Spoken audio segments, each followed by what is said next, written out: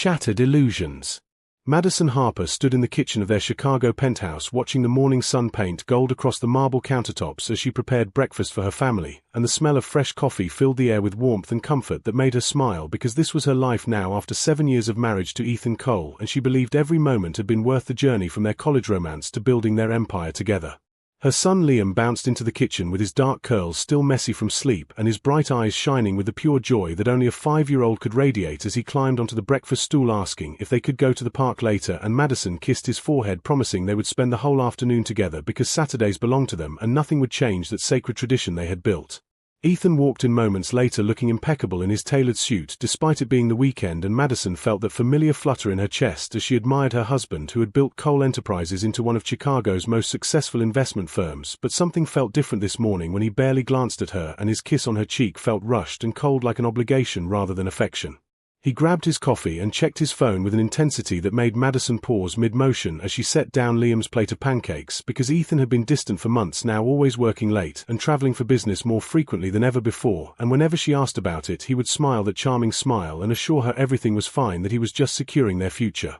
But Madison was not naive, and the small signs had been accumulating like drops of water, eventually forming an ocean of doubt, from the unexplained charges on their credit card to the new cologne he wore, and the way he angled his phone away whenever a text message appeared, and her gut twisted with a feeling she desperately wanted to ignore. That afternoon while Liam played at the park, Madison's phone buzzed with an email from an unknown sender, and her hands trembled as she opened it to find photographs that made her entire world crack and splinter like glass under pressure, because there was Ethan, her husband, the father of her child, wrapped in an intimate embrace with another woman outside a downtown hotel, and the timestamp showed it was from just 2 days ago when he claimed to be in meetings until midnight. Madison felt the air leave her lungs as she scrolled through more images showing weeks of secret encounters and romantic dinners, and the way Ethan looked at this woman with a passion that Madison had not seen in his eyes for over a year, and the betrayal cut deeper than any physical wound because she had given him everything, her heart, her trust, her entire life built around the belief that they were forever. She somehow managed to get through the rest of the afternoon keeping a smile on her face for Liam's sake as they pushed him on the swings and built sandcastles, but inside she was screaming and breaking apart piece by piece, and when they returned home she tucked Liam into bed early, telling him she loved him more than all the stars in the sky, which made him giggle and hug her tight before drifting off to sleep. Ethan came home at 10 that evening, and Madison was waiting in the living room with the printed photographs spread across the coffee table, and when he walked in and saw them his face went pale, and for a moment, just a brief moment, she saw genuine fear in his eyes before the mask slipped back into place. The breaking point. Madison watched as Ethan stood frozen in the doorway, his briefcase still in hand, and the silence between them stretched like an endless chasm filled with 7 years of memories now tainted by his betrayal, and when he finally spoke his voice was quiet, almost pleading, as he said her name like a prayer, but she held up her hand to stop him because she did not want to hear excuses or lies anymore. He moved closer, dropping his briefcase and reaching for her, but Madison stepped back, feeling her body recoil from his touch as if he were a stranger, and in many ways he was, because the man she married would never have done this, would never have destroyed their family for whatever thrill this affair provided, and she demanded to know how long it had been going on, watching his face crumble as he admitted 6 months, maybe longer. 6 months of lies and deception while she had been planning their anniversary trip and helping Liam with kindergarten homework and believing that they were happy, and the realization that half a year of her life had been built on falsehood made her physically ill, and she sank onto the couch feeling dizzy and disoriented as her entire reality shifted beneath her feet. Ethan tried to explain, saying it meant nothing, that it was just stress from work, and the woman was a colleague who understood the pressure he was under, and Madison laughed, then a bitter broken sound, because he was actually trying to justify his betrayal by claiming he needed understanding that apparently his wife of 7 years could not provide, and the audacity of it made her anger finally surface hot and fierce. She told him to leave, to get out of their home and stay away until she decided what to do next, and Ethan protested, saying they needed to talk this through, to think about Liam and their family, but Madison was done listening because he should have thought about their son before he climbed into bed with another woman, and her voice was steel when she repeated her command to leave now. He grabbed some clothes and left near midnight, and Madison sat alone in the dark living room feeling the weight of her shattered world pressing down on her shoulders until she finally allowed herself to cry, releasing the grief and rage and betrayal in great heaving sobs that left her exhausted and hollow, and somewhere around 3 in the morning she fell asleep on the couch, still clutching one of the photographs. The next morning Liam woke her asking where Daddy was and why Mommy was sleeping on the couch, and Madison forced a smile, telling him Daddy had an early meeting, but inside her heart was breaking all over again, because how could she explain to their innocent son that his father had destroyed their family, and she made breakfast trying to maintain some normalcy while her mind raced with decisions she needed to make. But then Liam complained that his tummy hurt and he did not want to eat his favorite cereal, and Madison noticed he looked pale, and when she touched his forehead he was burning with fever, so she gave him medicine and put him back to bed thinking it was just a flu bug going around his school, but by afternoon his fever had spiked to 104 degrees and he was barely responsive.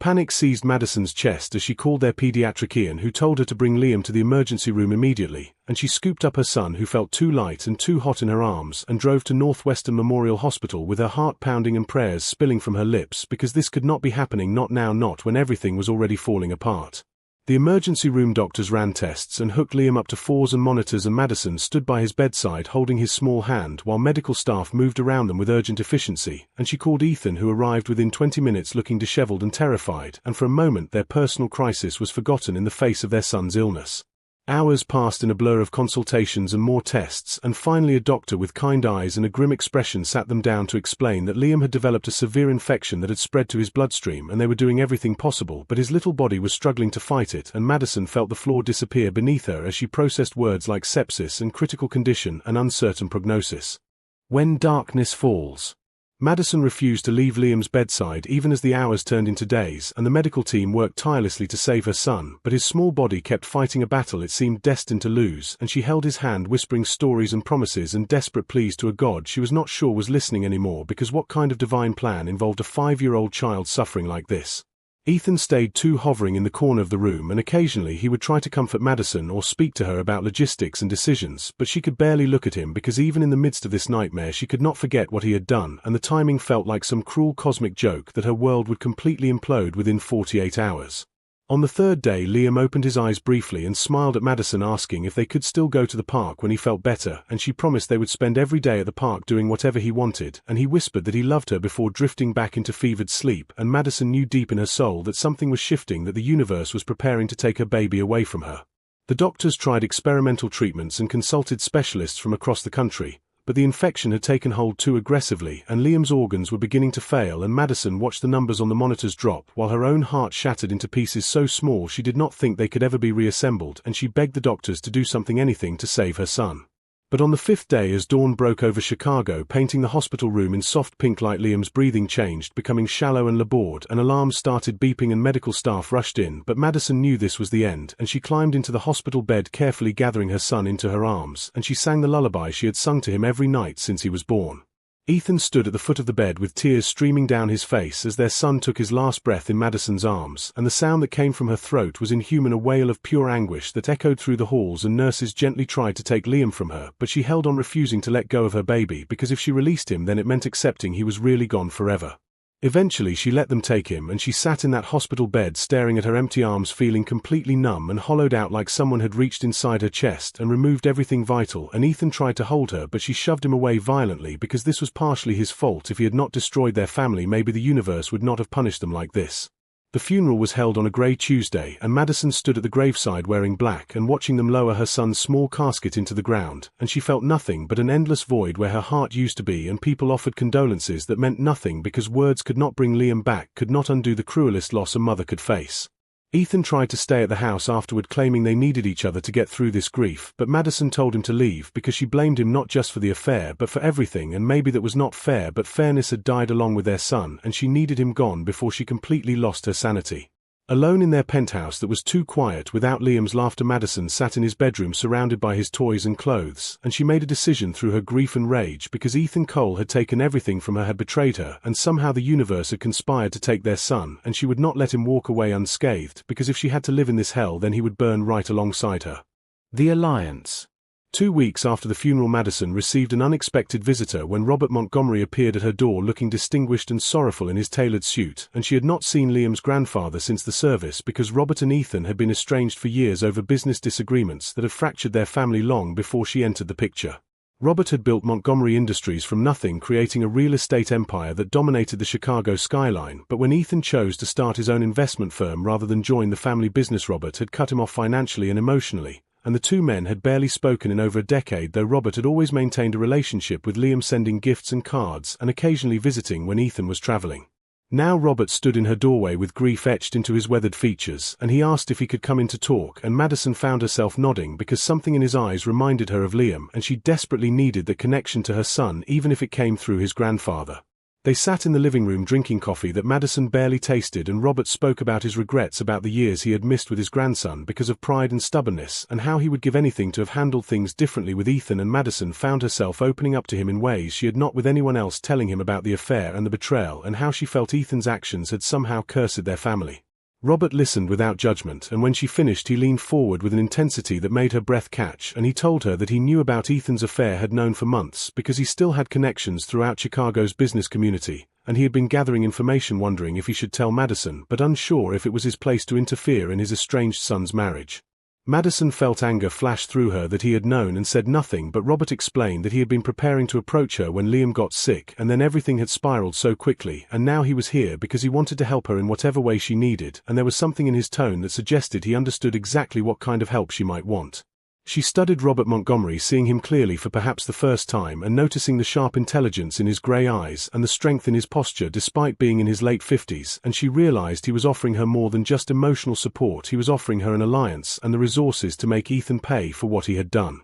Madison asked what he had in mind, and Robert smiled grimly, explaining that Ethan's investment firm had always been more fragile than it appeared, built on leveraged deals and high-risk investments that could collapse with the right pressure, and Robert had the power and connections to apply that pressure to systematically dismantle everything Ethan had built and leave him with nothing, just as Madison had been left with nothing. The idea sent a thrill through Madison's grief-numbed body, because yes, this was what she wanted, to watch Ethan lose everything, to see him suffer the way she was suffering, and she asked Robert why he would help her destroy his own son, and Robert's expression hardened as he said that Ethan had destroyed himself the moment he betrayed his family, and that Liam's death was a tragedy Robert would carry forever, and if he could not save his grandson he could at least honor his memory by ensuring justice was served. They spent the next several hours planning their strategy, with Robert explaining the vulnerabilities in Ethan's business and the investors who could be swayed and the deals that could be sabotaged, and Madison contributed her insider knowledge of Ethan's operations and his passwords and his secrets, and together they crafted a plan that would bring Cole Enterprises crashing down.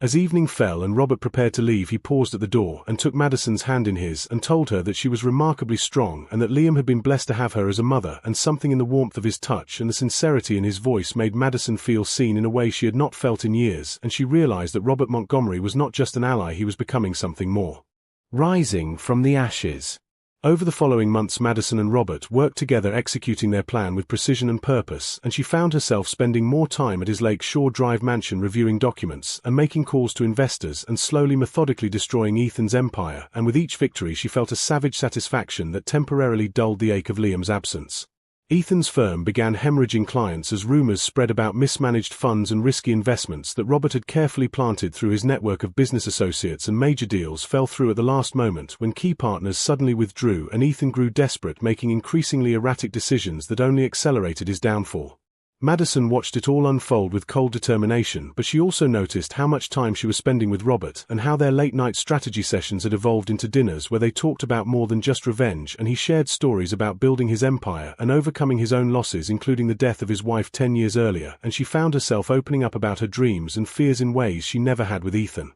One evening, after a particularly successful maneuver that had cost Ethan his 3 largest investors, Robert poured champagne to celebrate, and as they stood on his penthouse balcony overlooking the glittering Chicago skyline, he turned to Madison and told her that somewhere in the midst of their alliance he had fallen in love with her, and the confession hung in the air between them, electric and terrifying. Madison's first instinct was to pull away because it felt too soon and too complicated, and Robert was Ethan's father even if they were estranged, but then she looked into his eyes and saw genuine affection and respect and a passion that made her feel alive for the first time since Liam's death, and she realized she had feelings for him too, feelings that had been growing quietly beneath her grief and rage. She told him she needed time to process everything, and Robert nodded understanding and said he would wait as long as she needed because she was worth waiting for, and that night Madison went home and sat in Liam's room and talked to her son's memory, asking if it was okay for her to feel happiness again, and somehow in the silence she felt a sense of peace, like Liam was giving her permission to live and love and heal. 2 weeks later, Ethan's firm officially collapsed under the weight of failed investments and massive debt, and he was forced to declare bankruptcy and sell everything, including the penthouse and his cars, and Madison felt no guilt watching him fall because he had made his choices, and now he was living with the consequences, just as she had to live with the consequence of losing their son.